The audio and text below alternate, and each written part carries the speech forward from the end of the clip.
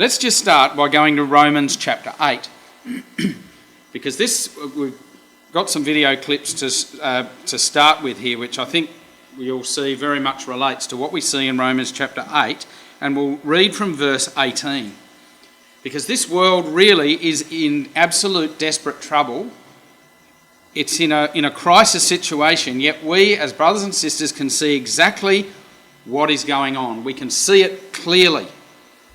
Romans 8 verse 18, and this is really one of the great powers of Bible prophecy, is the comfort that it gives. Verse 18 of Romans 8. For I reckon that the sufferings of this present time are not worthy to be compared with the glory that shall be revealed in us. For the earnest expectation of the creature, that literally means the creation waits for the manifestation of the sons of God. The word manifestation is literally the word apocalypse, which is picked up in the book of Revelation. And notice there, he doesn't say we are waiting for the return of Christ to the earth. He says the creation is waiting for the apocalypse of the sons of God. We don't normally talk like that, do we? We normally talk about the return of Christ. But here, Paul is saying that this world is desperately waiting for the coming of the sons of God, of the saints. And that's the subject of the book of Revelation, which we read tonight, is that Christ is coming with the saints. And the beauty of that is that we as the saints, by God's grace, have the wonderful privilege, God willing, we know it is God willing, that to actually bring about the salvation of this world. And this world is groaning, desperately waiting for it, even though it doesn't really know it, does it? See, verse 20 says, for the creature was made subject to vanity, not willingly, but by reason of him that hath subjected the same in hope. Because the creature itself also shall be delivered from the bondage of corruption into the glorious liberty of the children of God. For we know that the whole creation groaneth and travaileth in pain together until now. And he goes on to say the fact that we are saved by the hope, which we know is the hope of Israel. And he also goes on, and those very well-known verses at the end of Romans 8, that he says, say verse 38, he says, I'm persuaded that neither death nor life, nor angels, nor principalities, nor powers, nor things present, nor things to come, nor height, nor depth, nor any other creature shall be able to separate us from the love of God which is in Jesus Christ Jesus, our Lord. And he says in verse 35, who shall separate us from the love of Christ? Shall tribulation or distress, persecution or famine? And what he's saying in Romans is he's saying that the world is in desperate trouble. It's waiting for the revealing of Christ and the saints. But particularly here, the emphasis is on the saints coming. And we can see this world very clearly for what it is. We know what's going on and we can see it clearly, can't we? And that's what we're looking at tonight.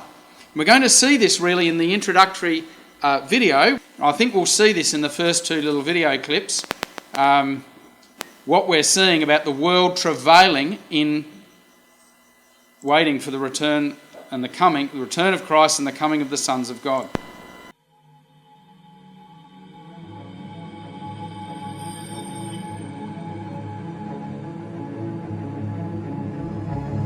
The United Kingdom is leaving the European Union.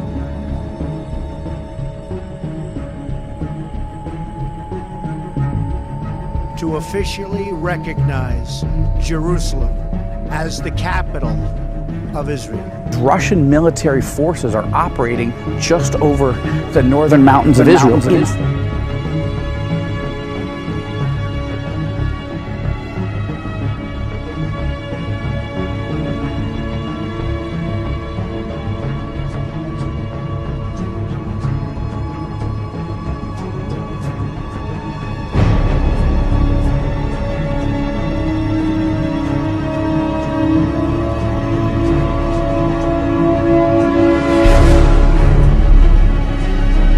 War preparations here at the sprawling defence ministry.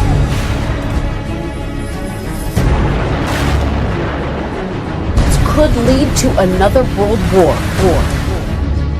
Deadliest mass shooting in modern America. Terror in Charlottesville.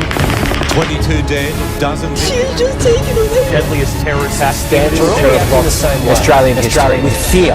Because there's no more natural response when you sit down and watch the news and you're hit with these images over and over and over. We're told the world is scary, and it is. It is.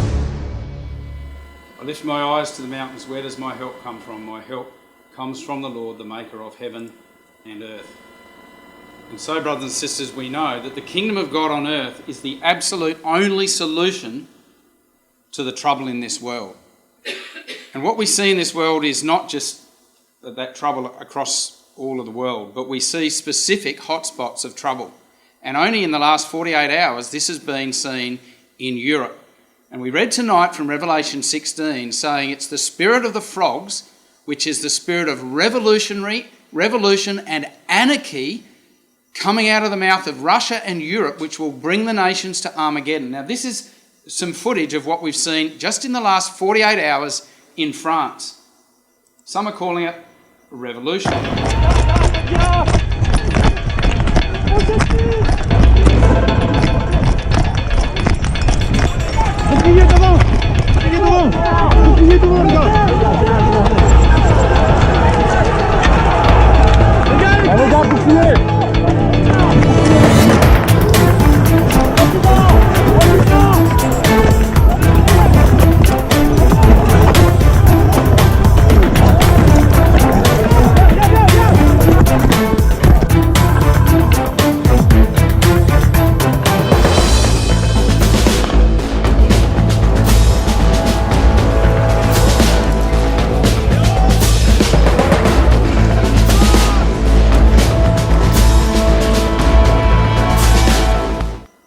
So there we see just events that are happening in France, and that just came as a result. You've got 60,000 police officers that have had to be dispatched to deal with these protests simply because they raised a tax on their gas.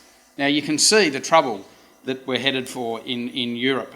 Now let's have a look at Revelation 16, because we read that tonight.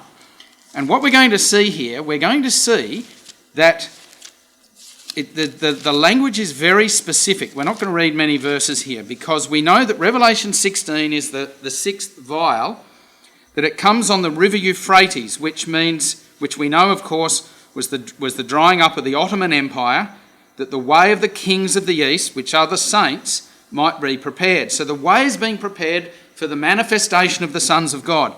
And verse 13 says, I saw 3 unclean spirits like frogs come out of the mouth of the dragon.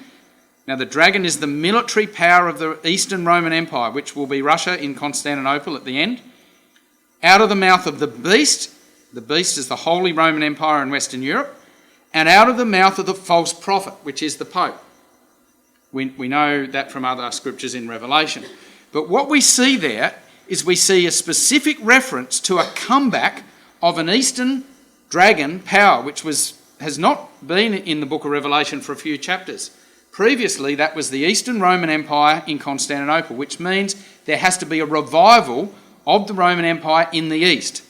But what we're interested in just for the moment is the fact that there is, at the end, before the Battle of Armageddon, going to be, and we've got it really already now, a revival of the Holy Roman Empire, a conglomerate of Western European powers uniting together. It's described really in Revelation 13 as having 2 horns like a lamb, but it speaks like a dragon. It's like a wolf in sheep's clothing. Or as Time magazine says, it's the new Roman Empire. And that Holy Roman Empire lasted for 1,000 years. Now, the point of mentioning that is the fact that while Revelation 17 speaks of events after Christ's coming, there has to be in some way a united Western European power at the time of the Battle of Armageddon. Now, we know also from scriptures such as Ezekiel 38 that Gomer, which is Western Europe, is involved in the Battle of Armageddon as being with Russia at the time of the end, even though the main military power at the Battle of Armageddon is in the east. The main military power is Russia, but there is some assistance in some way, for probably religious reasons, from Western Europe. Now, we're not going to look at Revelation 17, but Revelation 17 describes then the rise of European Babylon. We've looked at this in past evenings. There's a picture there of them signing the European Constitution under the hand of Pope Innocent X, who was the presiding pope over the Counter-Reformation in the Dark Ages. But Revelation 17, it says that they will make war with the Lamb and the Lamb shall overcome them. So there's a development of this Western European system, firstly before the Battle of Armageddon and then after the Battle of Armageddon. Now this is important. This is an interesting little bit of symbology here. That's a very significant game of soccer this year, or as they would call it, football. The banner there, you notice there is a woman on the beast. That's the Champions League semi-final in Spain between a Spanish team and a German team. And you've got a woman there with a golden cup in her hand. Of course, the cup is the Champions League cup. But it's interesting, isn't it, to see that symbology coming through even at major sporting events like that. And the banner in Spanish says, "We defend the throne, conquer glory." That's the symbology that's constantly used in Europe, is this symbology of a woman riding a beast. It's a united Western European power. Now this is interesting because, and you'll see this is a very recent article from the Financial Review. I think it's the Financial Review. France calls for a Euro empire to take on the US and China. In fact, this man here is the French finance minister, Mr. Lemar, and says that France has launched a feverish campaign to shore up the euro before the next global downturn. In extraordinary comments, he says that Europe must become a form of empire like China and the US, willing to deploy its full economic, monetary, technological and cultural power on the world stage. I'm talking about a peaceful empire, he says, based on the rule of law. I use the term to sharpen awareness that we're going into a world where power matters. Europe should no longer shrink from deploying its power, he said. It's the first time that a top European politician has admitted openly that the logic of European integration is imperial. And those of you who know Revelation will know that the eighth head of the beast is a revival of the sixth. It's the imperial form of the beast, an empire. It's rather than a hybrid treaty club of nation states. Eurosceptics, that's people against this European system, particularly in Britain, have long made this case, arguing that an imperial EU will necessarily become authoritarian. Isn't that fascinating? So what we've got is, with Britain going through its Brexit troubles at the moment, European nations realising they need to strengthen that alliance together. Now, in Britain, there has been obviously a huge struggle at the moment with this whole problem. It's causing so much problem over this Brexit debate because to get out of Babylon is an incredibly difficult process. And here's a short little section from a debate that was held between one of these Eurosceptics, Nigel Farage, and someone who is pro-European, which is Nick Clegg of the Liberal Democrats, back in 2015. Now, have a listen to this. Nigel Farage, being a Eurosceptic, is presenting the case that Europe is seeking its army. An army. European army. Of course, Nick Clegg scoffs at that. Have a listen to this. This is 3 years ago. The whole point of this debate is 40 years on. 40 years ago, it was a common market. Now it's a European Union that wants an air force, an army, a navy, and wants to militarily intervene. Indeed, one of your own senior MEPs wanted missile strikes to be launched against Syria until, you were beaten in the House of Commons. This country, Nick, has had enough of getting involved in endless foreign wars. These are dangerous. Whether it's you doing it or anybody else doing it, and there is no evidence. Hang on. There is no evidence that our military intervention in these countries is making life better. As I say, with you as Deputy Prime Minister, that's not the question. With you as Deputy Prime Minister, we bombed Libya, and it's worse now than it was then. And the answer to Charles's question is, I don't want to be part of a European foreign policy. The problem... But this is a dangerous fantasy. The idea that there's going to be a European Air Force, a European army, it is simply not true. The problem with people like Nigel Farage is they swing at windmills. They see conspiracies everywhere. I wouldn't be surprised if Nigel Farage soon tells us that the moon landing was a fake, that Barack Obama isn't American, that Elvis isn't dead. You know, it is not going to happen. I thought you believed in the European project. You and I both know that the whole point of the Constitution, which you supported, was to make the European Union an economic and a military superpower. No. And now you deny the fact they're trying to build a European Air Force. It is a dangerous fantasy. It's about, well, you keep using this word fantasy. Well, it is a fantasy. Why are you just denying? not true. I thought you were here to defend the European Union. No, they want an army, navy and air force. I also want to explain the truth and the reality, but it's rather not than true, this fantasy world which you keep talking about, which simply doesn't exist. Okay, so that's the debate leading up to the Brexit vote. Of course, do Europe want a European army? Well, things have become a bit clearer because right at the end of last year, 22 European countries agreed to sign to create a European mega army. And of course, it's Mr. Macron and also Angela Merkel came out only in the last few weeks and said they are going to develop this European army. And there's a headline there saying Merkel and Macron set to promote European unity amid the Brexit fallout. So this is all in the context, this European army proposal is all in the context of Britain's struggle to get out of Europe. And here's another headline only a few weeks ago from the Sunday Express saying, and Angela Merkel says, give up sovereignty to the EU. Merkel swipe at the UK amid threat to derail Brexit. And she suggested that countries should be willing to give up control over their own affairs or let organisations such as the European Union have more power in a veiled swipe at Brexit. So you see what's going on. France and Germany are saying we need a closer union, we need a European army, and this is all in the context of the Brexit negotiations.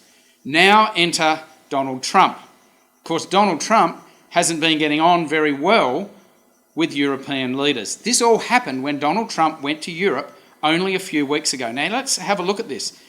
Mr. Macron of France is actually quite a good friend of Donald Trump, but they seem to not be getting on quite so well since Mr. Macron said we're going to have a European army, because Donald Trump says, well, hey, what about America's role in Europe?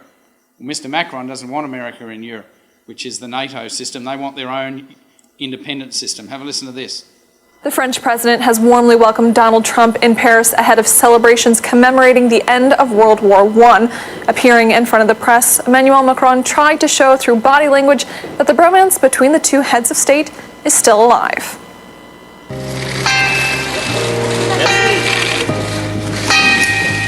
And we are I wanted to welcome great solidarity between our two nations.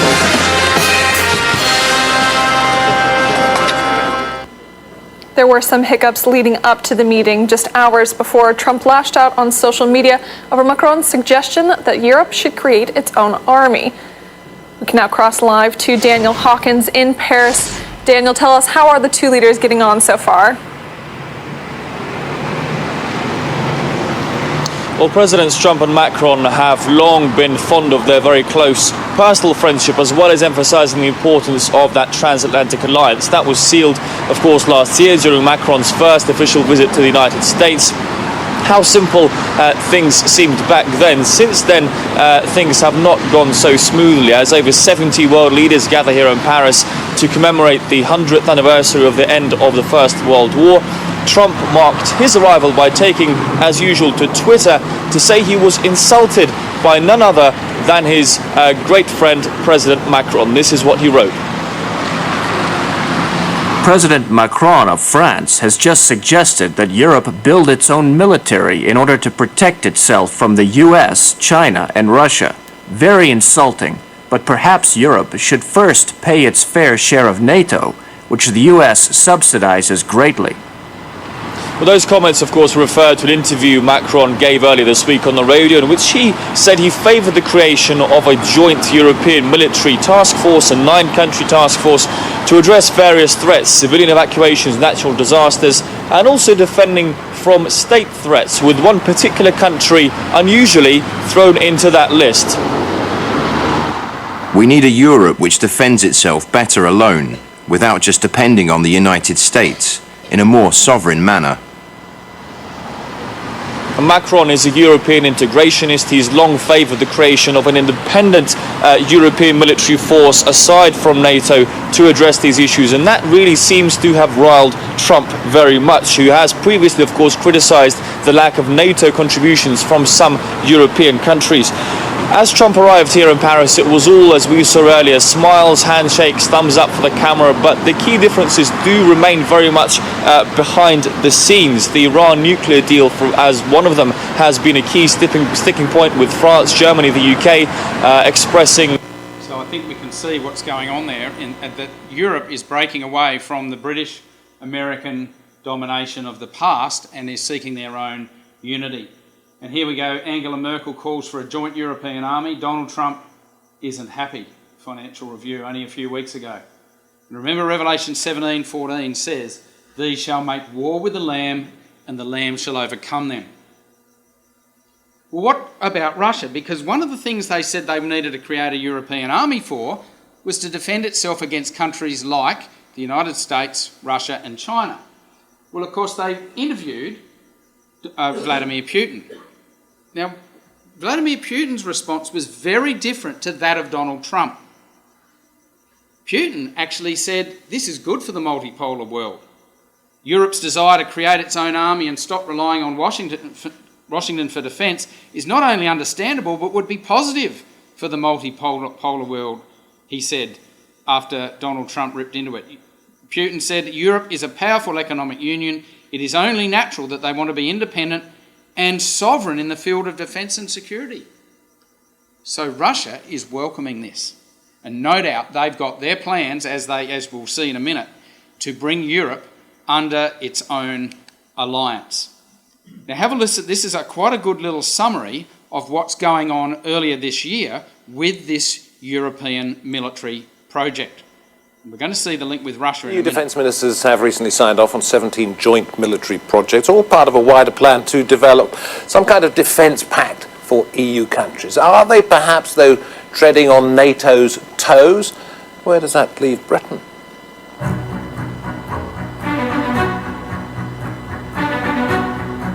A defence pact to bolster the security of the European Union, allowing its militaries to align more closely.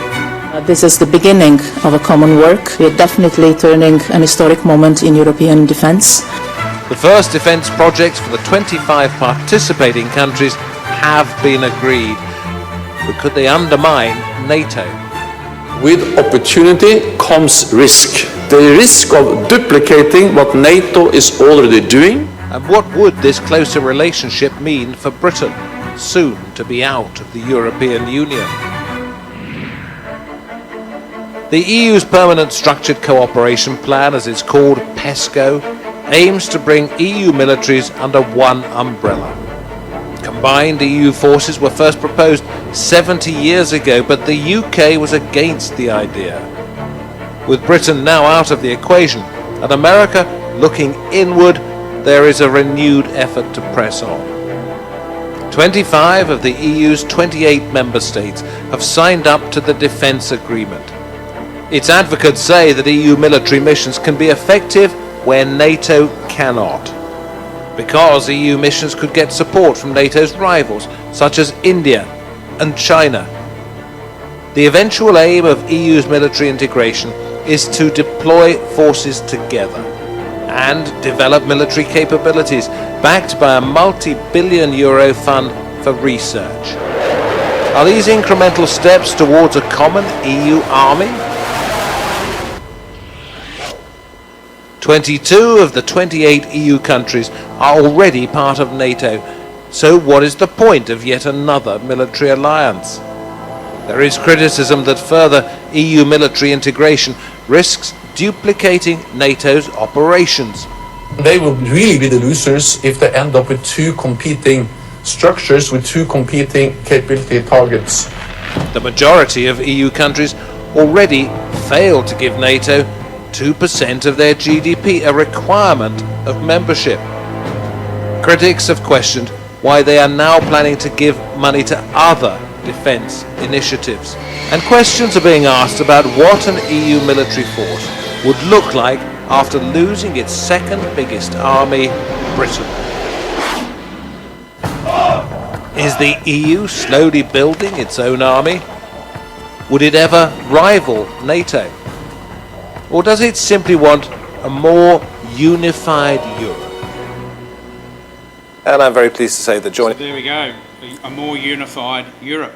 Now, where does Russia fit in? Because we know at the Battle of Armageddon, Russia will be the main power leading the invasion of Israel and the Middle East. Well, this all came to a crisis really in July when Donald Trump went to Europe to meet European leaders, when Germany signed a massive multi-billion-dollar deal with Russia, many tens of billions of dollars, to pretty much put more than 70% of its gas supplies and energy supplies into the hands of Russia. And Donald Trump, quite a classic photo, that one up there where he's staring at Mrs. Merkel. Germany is a captive of Russia because it's getting so much of its energy from Russia. They pay billions of dollars to Russia and we have to defend them against Russia, says Trump. Chancellor Merkel rejected Trump's assertion, saying that Berlin makes its own independent decisions and policies. Germany has resisted US pressure to block the Nord Stream 2, which is due to be completed in 2019. Now, it was found out that Germany had been working very secretly behind the scenes to link closely with Russia and to pretty much hand its control over into the hands of Russia as far as its energy goes. Now, this is quite fascinating. Let's have a look at this. Here's Donald Trump at breakfast with NATO and European leaders. I think it's very sad when Germany makes a massive oil and gas deal with Russia, where you're supposed to be guarding against Russia, and Germany goes out and pays billions and billions of dollars a year to Russia. So we're protecting Germany, we're protecting France, we're protecting all of these countries. And then numerous of the countries go out and make a pipeline deal with Russia where they're paying billions of dollars into the coffers of Russia. So we're supposed to protect you against Russia, but they're paying billions of dollars to Russia, and I think that's very inappropriate. And the former chancellor of Germany is the head of the pipeline company that's supplying the gas. Ultimately, Germany will have almost 70% of their country controlled by Russia with natural gas. So you tell me, is that appropriate? I mean, I've been complaining about this from the time I got in. It should have, I think... Okay, so he said over 70%, and he mentioned the fact that the head of the consortium supplying the energy, supplying the gas, was the former Chancellor of Germany. Do you remember who that was? Gerhard Schröder. Now let's go back to a signing of a deal back in 2005. And this is when Vladimir Putin signed a deal with a very close friend of his who was the Chancellor of Germany at the time, Gerhard Schröder. And it's taken this much time for this really to all come to fruition. This all started back then. Now watch closely. There's also... Government controls the money. In 2005, Putin signs an agreement with Chancellor Gerhard Schröder for a pipeline under the Baltic Sea linking Russia to Western Europe, making it more dependent on Russian gas. But he doesn't stop there. The same year, he signs a treaty with another friend, Silvio Berlusconi, and the Turkish Prime Minister for the construction of the Blue Stream pipelines serving Central and Southern Europe. Gazprom's giant tentacles will not only engulf all European countries, but also Japan, China, and South America. So now we're now starting to see that come to fruition, where Russia is now really taking a stranglehold on Europe and has control over their energy supplies. Now this really brings us into Russia's role in the Middle East. And that map there really shows a summary of how we expect it to be at the time of the end. that when Russia moves into the Middle East, it's pretty much already started to do that, Russia will actually be in control of the King of the North territory here, which is more of a Shiite Muslim-dominated crescent in the north. Also, Russia will take control of this whole area to the north. We'll come in here and eventually take Egypt. But down to the south, Saudi Arabia, and there'll be a Sunni-dominated crescent backed by America and Great Britain to the south. We have a north-south scenario at the time of the end. So we expect that Russia will be the dominant power from Daniel 11, Ezekiel 38, Revelation 16, and we'll see Britain and America in the south with more Sunni countries, such as Saudi Arabia particularly, that will resist, hopelessly outplayed, will resist that invasion. Now, what has been a big event that's really taking place in the last 12 to 24 months is this struggle and Cold War between Iran and Saudi Arabia. We know that Iran has been very much strongly backed by Russia, Saudi Arabia backed by the United States, and probably a bit more in the background, Great Britain. In fact, Great Britain actually did sign a massive arms deal with Saudi Arabia only about 12 months ago. And this really shows, you'll see here, this major Cold War between Saudi Arabia and Iran, very much a north-south scenario. As a proxy war between Saudi Arabia and Iran. Next, RT's Jacqueline Vogel looks at whether the current Cold War between the region's most powerful countries could lead to a full-scale conflict. The rivalry between Middle East powerhouses Saudi Arabia and Iran is nothing new, yet it's becoming ever more tense with fears growing of a full-blown war. A missile launched by Yemeni rebels directed at Riyadh earlier this month has already got the Saudis talking about direct aggression and war. The coalition's command considers this a blatant act of military aggression by the Iranian regime and could rise to be considered as an act of war against the Kingdom of Saudi Arabia. You know the might and position of the Islamic Republic. People more powerful than you have been unable to do anything against the Iranian people. You are not strong enough to do that. Wherever we look in the region, conflicts can often be boiled down to Saudi Arabia and Iran countering each other by proxy. The Saudi military campaign against the Houthi rebels in Yemen, backed by Iran. Saudi backing of Sunni rebel groups in Syria, while Iran supports the Assad government. You see what's happening?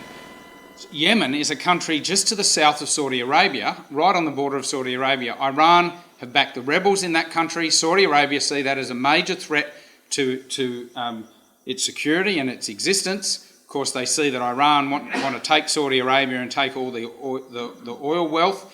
It's a major problem. And that, as a result, Saudi Arabia have signed massive military deals with Britain and America in the last 12 months.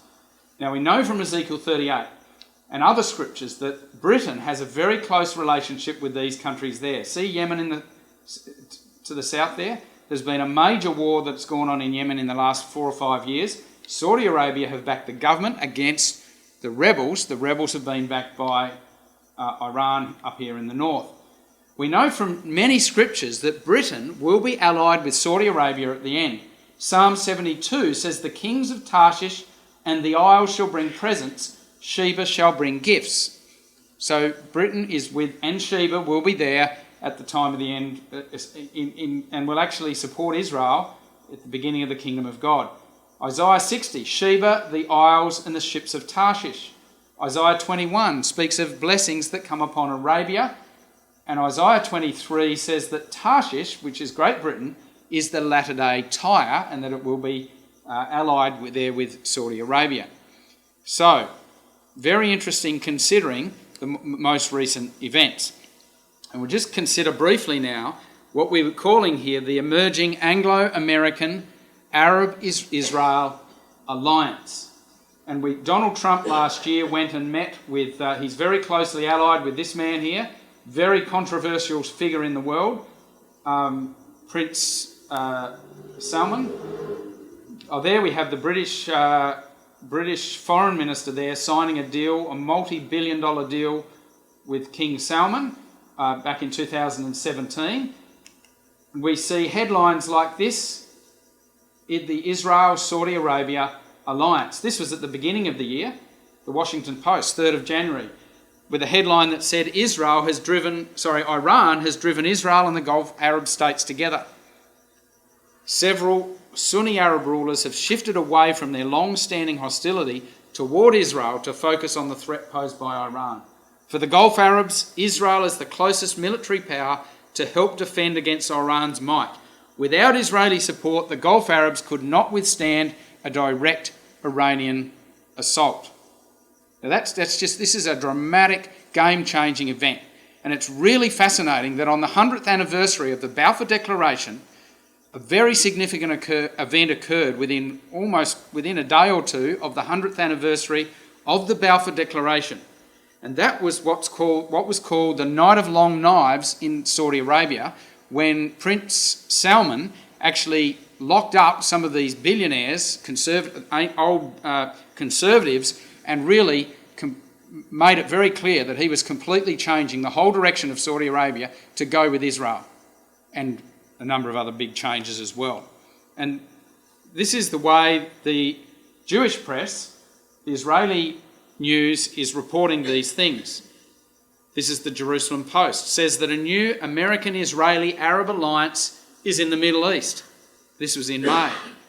On May the 8th, the day of this year, the day US President Donald Trump announced that he's pulling America out of the nuclear deal with Iran, will mark the inauguration of a new American-Israeli-Arab alliance in the Middle East and a major realignment of US strategic interests. Now, isn't that fascinating? These are very dramatic events that are completely changing the way things have been for many years.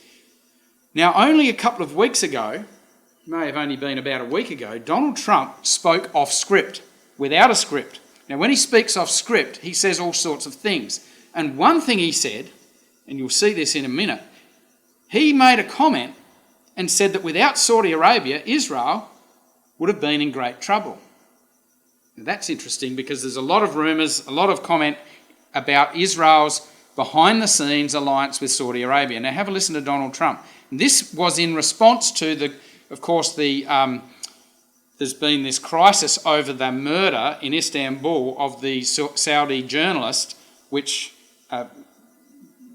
seems like the world's media, or certainly politicians of the world, are accusing Prince Salman and his Saudi Arabian regime of bringing about that murder. And this is the result of what Donald Trump's commenting about here. If we didn't have Saudi Arabia, we wouldn't have a big base, we wouldn't have any reason, probably. I mean, if you look at Israel, Israel would be in big trouble without Saudi Arabia. So what does that mean? Israel's going to leave? You want Israel to leave? We have a very strong ally.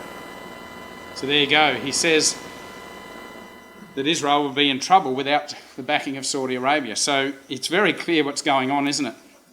We are seeing that southern alliance taking shape, exactly as we would expect from Daniel 11 and Ezekiel 38, and those other scriptures that show that Saudi Arabia will be with Britain and America at the time of the end. Now, what we want to look at now is the increase, quite a significant increase in Russian military aggression, particularly in the eastern part of the old Roman Empire. Of course, everywhere, Donald Trump seems to be involved with this. And I just can't get over how that wherever anything seems to happen with Donald Trump or with any of these other leaders, European leaders, Russia seems to be involved with everything. Now, this is a classic case here where, of course, Russia has been implicated and criticised for interfering in the American elections. Of course, this video will tell the story. It's quite a funny one, and you'll notice that the lights go out here at a very significant point. Have a look. I have a full faith in our intelligence agencies. Whoops, they just turned off the light. Nothing seems to be going right for Donald Trump since his meeting with Vladimir Putin. I realize that there is a need for some clarification. Mr. Trump prompted outrage when he sided with the Russian president over his own intelligence agency's assessment of election interference. President Putin, he just said it's not Russia. I will say this, I don't see any reason why it would be. Now he says it was merely a mistake. The sentence should have been, I don't see any reason why it wouldn't be Russia. Sort of a double negative. But even his backtrack came with a caveat. I accept our intelligence community's conclusion that Russia's meddling in the 2016 election took place. Could be other people also. There's a lot of people out there. There was no collusion at all. Before the clarification, the criticism came thick and fast across party lines. Vladimir Putin does not share our interests. Vladimir Putin does not share our values. I think the Russians need to know that there are a lot of us who fully understand what happened in 2016, and it really better not happen again in 2018. So they're Republicans who are part of his party, very much criticising Donald Trump. But the point of that is that Russia seems to be involved in everything. Russia seems to have everyone on a string. And of course, Newsweek asked this question. This is right at the end of last year. Last weeks of last year, one of the final Newsweek magazines of 2017 asked the question, Putin is preparing for World War III, is Trump? You'll see that the headline there in the Newsweek is, Putin is preparing for World War III. Yeah, that's bad news. Russia, surrounded by enemies, is readying a fight to fight an epic war for survival. At least that's what Putin wants his countrymen to think. But there's another more worrying reason for the Kremlin's belligerent rhetoric. It is convinced war is imminent. As long ago as 2013, even before the conflict in Ukraine, the Russian Defence Ministry's annual strategic plan, titled The Defence of Russia, predicted a serious global or regional conflict involving Russia before 2023. Quite interesting, isn't it? And this shows Russia's threatening attitude towards the United States and the world. Was provocative and threatening. Giant screens showing missiles raining down on Florida and what was billed as an invincible intercontinental cruise missile. A nuclear-powered cruise missile, which Putin claimed could travel around any obstacle. And for anti-ballistic missile systems, he claimed unstoppable. The missile shown headed toward the west coast of the United States. No one has listened to us, Putin said. You'll listen to us now. A U.S. official tells ABC News the missile is not yet in production.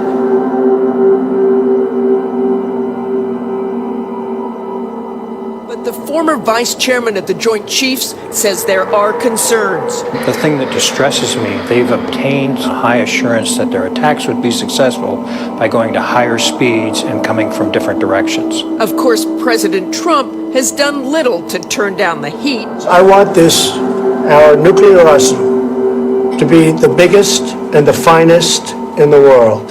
Putin's announcement also comes just days after the head of the National Security Agency said the U.S. has not done enough to punish Russia over election meddling. They haven't paid a price, at least, that's sufficient to get them to change their behavior. Okay, so you can see what's happening. Russia's becoming more threatening. The ABC News said in September of this year that Russia is rehearsing for a global war and giving an early warning to the West. And this is in relation to massive military exercises in Siberia that engaged some 300,000 Russian troops, over 1,000 aircraft, Pacific and Northern fleets, the entire airborne forces, including 30 aircraft and fixed-wing helicopters, Mongolian and Chinese troops. These forces will allegedly exercise in something approaching real combat conditions. Clearly, Russia is rehearsing a large-scale war. The use of airborne forces also suggests that the initial period of the war will feature airborne invasions, something Ukraine must not take note of. That's in the Australian press, the ABC. Now, I think I've got a video here that shows some of those military exercises with China. And watch towards the end of this little clip the extent of the exercises. There are tanks for as far as you can see. По передовому командному пункту механизированные бригады противника снаряжения. Слушает о готовности к началу этапа боевой эшелона группировки войск противника.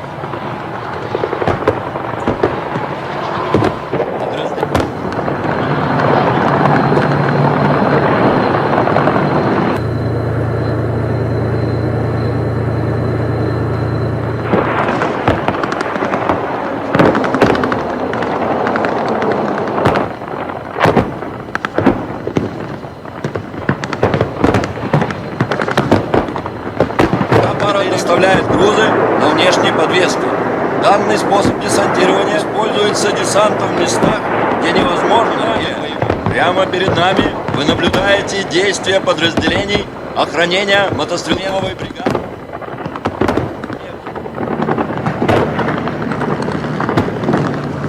Подготовку. Маневренные воздушные бои с любыми истребителями противника на равных условиях. Командующий и комиссар Северного военного округа Народной освободительной бригадный генерал Алхатвасур Российской Федерации и Народно-освободительной армии Китая. Рождение Манчжурии указом Президиума Верховного Василием Ивановичем Чапаевым. За героизм гвардейской и лазовской краснознаменной мотострелковой бригады Воздавлянкового корпуса прорвали фронт и вышли к немецкому. Был переименован во второй гвардейский. Ему было присвоено наименовательским ракетным комплексом в мире, способным запустить сразу 2 ракеты с одной пусковой установки. Трибуна приближается расчет in Siberia. Of course, Ukraine is very worried. In recent weeks, there's been, of course, conflict with the Ukraine. And of course, the Ukrainian president there says that its neighbour is preparing a ground attack. This incident with the ships that only occurred 2 weeks ago says that it's a major escalation in the tensions, and many experts say that Russia's attack on Ukrainian naval ships on Sunday was a game changer. So Russia is becoming increasingly belligerent. Now, what about Syria? Well, here's a few headlines about Syria. The Washington Post in July. Russia stays in the driver's seat in Syria. From Moscow's perspective, things are going mostly according to plan. Russia's intervention in Syria in September 2015 turned the tide of battle. Now, Syria is in the old King of the North territory.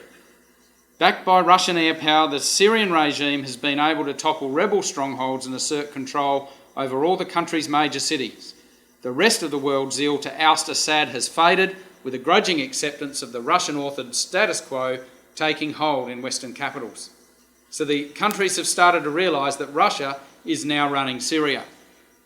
But the Washington Post said in August that Syria's war could be entering its last and most dangerous phase.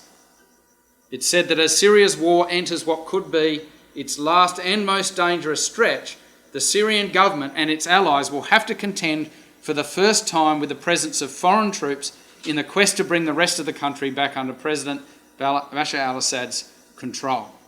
So we can see what's happening is that Russia is taking control of that King of the North territory as per Daniel 11.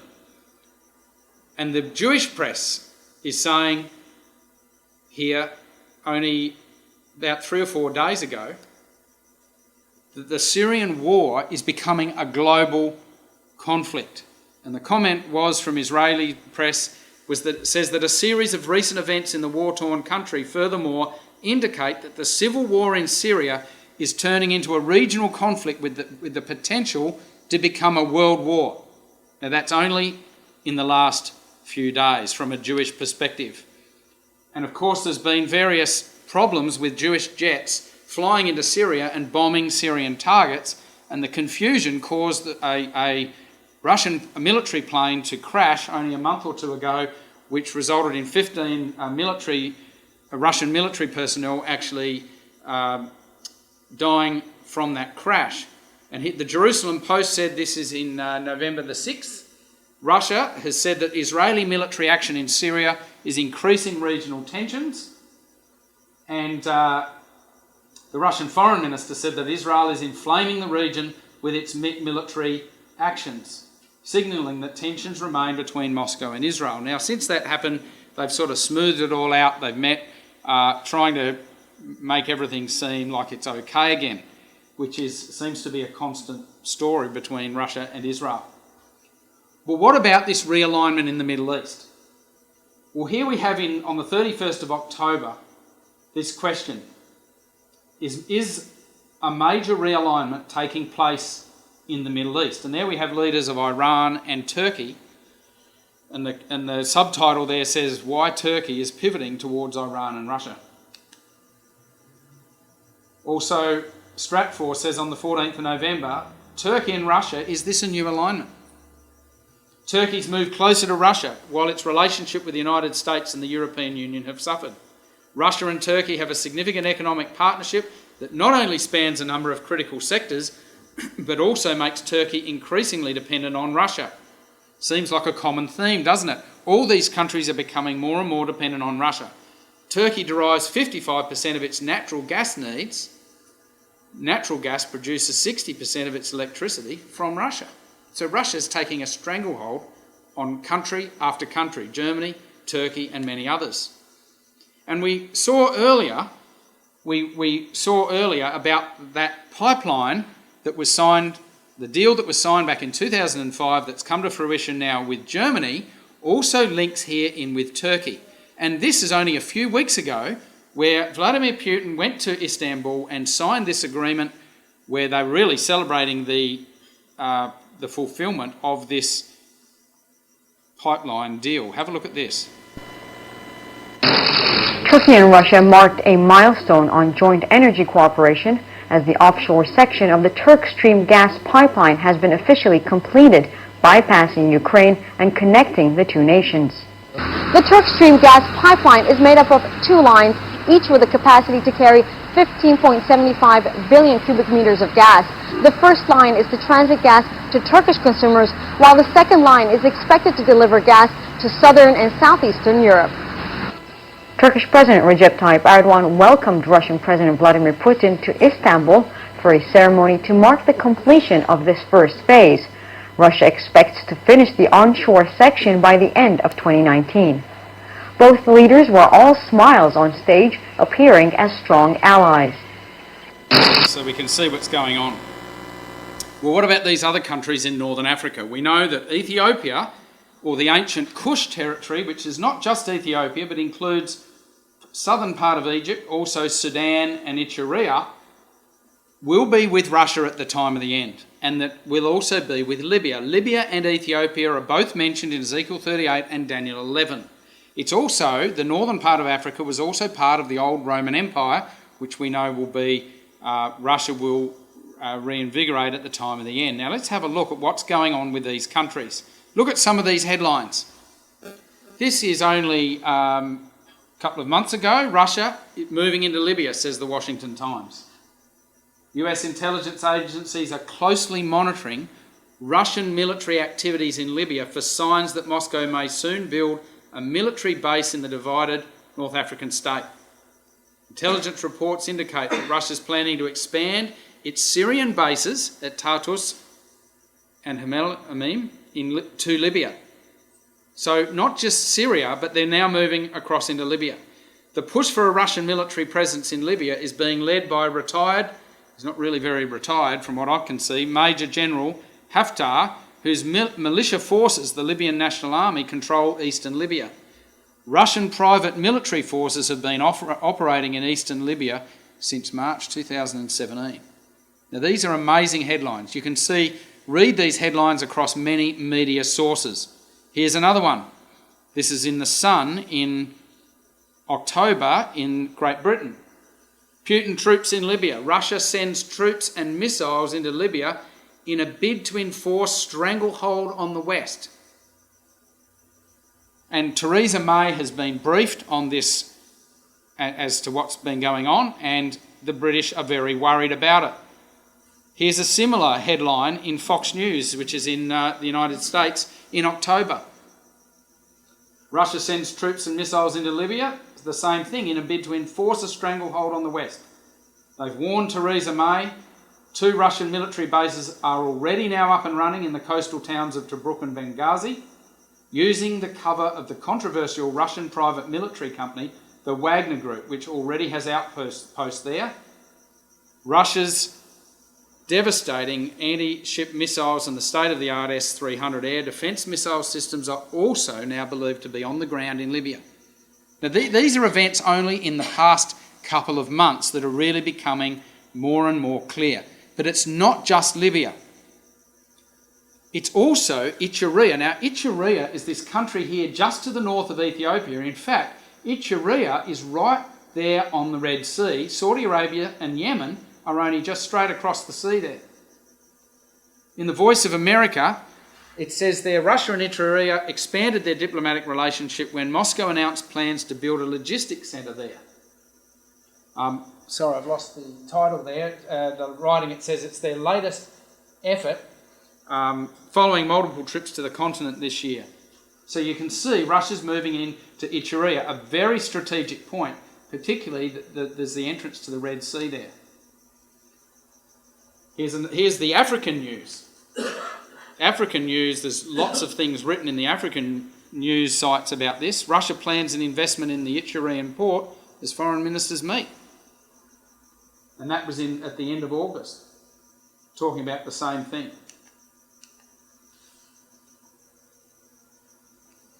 Now, here's a really interesting headline from The Guardian. This is in Britain. Russia's scramble for influence in Africa catches Western officials off guard.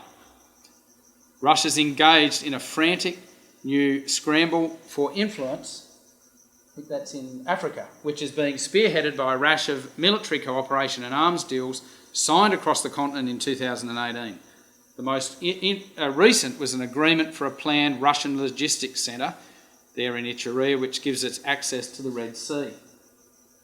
And look at this comment, quite a comment here by one of the international officials. He said that honestly, if anyone had said last autumn that this was going to happen and that there would soon be so many Russian people on the ground, no one would have believed it, he said. Everyone has been struck by the speed at which this has got going, another observer told The Guardian. This is only a few months ago. In January this year, we got word the Russians were training the president's security forces in Barengo, that's in, I think, the Central African Republic. It went from rumours on social media to a sizable Russian presence at an incredible speed. Do you see this is what Russia's been doing just this year? And this is in the Australian media now reporting this only in the last few days. In fact, this I think is the 30th of November, about within the last week, with a map there showing the countries where Russia is becoming involved militarily and in training their armies. And it says there that the map reveals how Russia's building up its presence across Africa. And this guy here, who was apparently the mastermind between the interference in the elections in the United States, he's very much in control of Russian influence here in Africa. And it mentions the article mentions a whole lot of countries: Ethiopia, Libya, Niger, Chad, Zimbabwe, Madagascar, the Democratic Republic of Congo, etc. It says that this Russian businessman, he has billions of dollars. He's helped seize parts of the Ukraine and turned the tide of the war in Libya. And they have many private Russian companies with private military personnel in these countries that are working behind the scenes. And in fact, there was a crisis only a few months ago when journalists investigating what Russia was doing in these countries, 3 journalists were murdered there who were investigating this.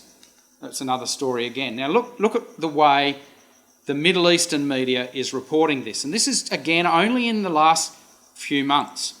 This is Al Jazeera talking about Russia's moves. In the days of the Soviet Union, the Kremlin maintained strong ties with African nations, but the collapse of the Soviet Union in the 1990s caused Russia to retreat inward. Now it appears ready to once again establish close relationships on the continent.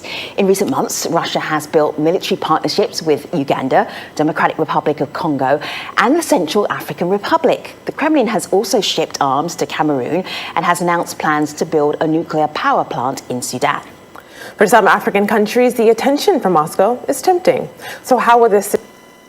So you see, it's very tempting because of the power that they have and the military power and the ability they have. Now, we've got a commentator has Russia's making a comeback with big announcements on the continent. One of the latest expansions is with Eritrea, forging a security relationship last month with Moscow, when Moscow announced to build a logistics center on the Red Sea coast. This is the latest effort to forge alliances with countries in Africa, following multiple trips to the continent this year by its foreign minister, Sergei Lavrov, to discuss military, economic, and diplomatic partnerships. These partnerships have historically centered on arms sales with documented deals between Russia and at least 30 African countries.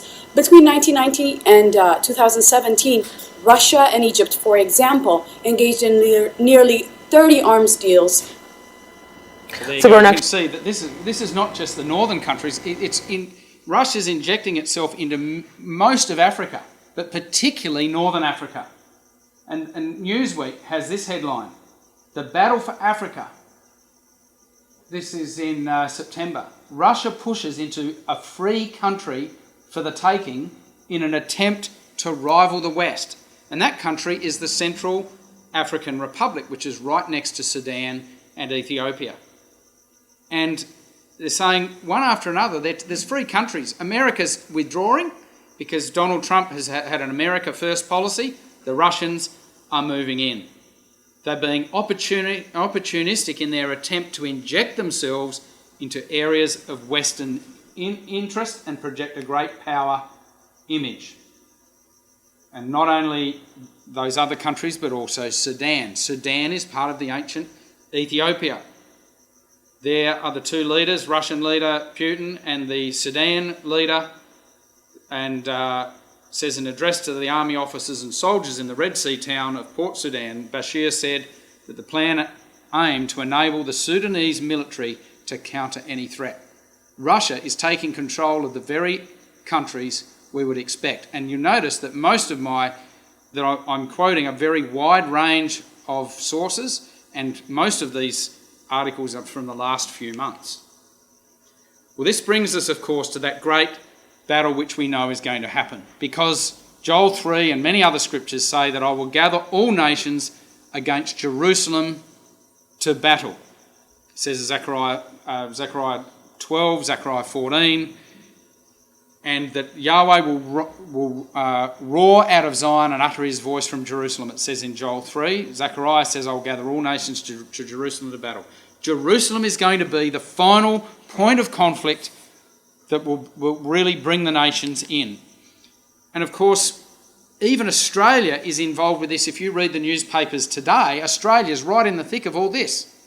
The US opened its embassy in Jerusalem on the 14th of May, and since then, a number of countries have got involved with moving or talking about moving its embassy to Jerusalem. Even Australia is debating that even today. Jerusalem is becoming a focus of world attention. And only in recent days, this is an article from 3 days ago, the UN passed 6 anti-Israel resolutions in one day rejecting Jewish ties to Jerusalem. And it's astonishing the way the United Nations are just voting one after another of attacks against Israel. The first of these anti-Israel resolutions was to do with the Golan Heights, passed 100 votes in favour, 12 against, with 62 abstentions. That's interesting, 62 abstentions. For a second consecutive year, the United Kingdom broke with the European Union to vote against it. Isn't that significant? The second one, titled Jerusalem, was adopted 148 votes in favour, 11 against and 14 abstentions, rejecting Israeli sovereignty in Jerusalem. Israel and the United States were joined by Canada, Australia, Guatemala and 6 others to vote against it. There we have the young lion nations voting against these Israel resolutions. Canada, Australia, the United States and the United Kingdom voting against in a minority. Now that's exactly what we would expect to happen. When all nations are gathered toward Jerusalem to battle, that these young lion nations will have no hope against the massive onslaught from the north. And there's many reasons, which is another subject in itself, as to why there's going to be conflict over the city of Jerusalem, of which it's already been debated this week in the United Nations. But here's one. The Orthodox Patriarch in Jerusalem says that the Jewish settlers are a threat to the Christian presence in the Holy Land. There's the Greek Orthodox Patriarch of Jerusalem, Theophilus, who says that radical Israeli settlers in Jerusalem are threatening to upset the religious status quo and are threatening the very presence of Christian life in the Holy Land. And when he says Christian life, he's not talking about American Christians, he's not talking about evangelicals, Pentecostals. He's talking about the Russian Orthodox Church, the Greek Orthodox Church, the Catholic Church. And there's a lot of disputes, court battles going on at the moment over property in Jerusalem. But of course, right now, only in the last month, there's been more Russian peace overtures made to Israel. Putin has come to Israel and said, loosen the sanctions in an exchange for Iran leaving Syria. Russia is trying to become a peacemaker with Israel. He has a very close friendship with Mr. Netanyahu. And Russia has offered Israel and the US a deal involving Israel's withdrawal of its forces from Syria in exchange for a reduction in American sanctions, said Mr. Netanyahu in a closed session at the Knesset. After the meeting, Netanyahu said that the conversation with Putin was good, productive, and very important. There's no point in going into further details, he said. Now, we expect, of course, from Ezekiel 38, that Israel will be in a state where it thinks it's very confident, it thinks it's trusting in its own ability to have made deals with other countries to prevent its destruction. And, of course, sudden destruction will come. And so, brothers and sisters, we know where that all ends, don't we? We know that all of this is going to come to a climax in the city of Jerusalem when all nations, led by Russia, will be brought into that city. And in conclusion, we will consider the beautiful words of Isaiah 62, which is where all this comes to conclusion. Isaiah 62 says, "For Zion's sake I will not keep silent, and for Jerusalem's sake I will not be quiet, until her righteousness goes forth as brightness, and her salvation as a burning torch. The nations shall see your righteousness, and the kings your glory, and you shall be called by a new name that the mouth of Yahweh will give. You shall be a crown of beauty in the hand of Yahweh, and a royal diadem in the hand of your God." And what a wonderful hope that is, brothers and sisters. We can see, I think, this year, as much as any other year that we've seen, that things are speeding very rapidly towards that moment. Thank you very much.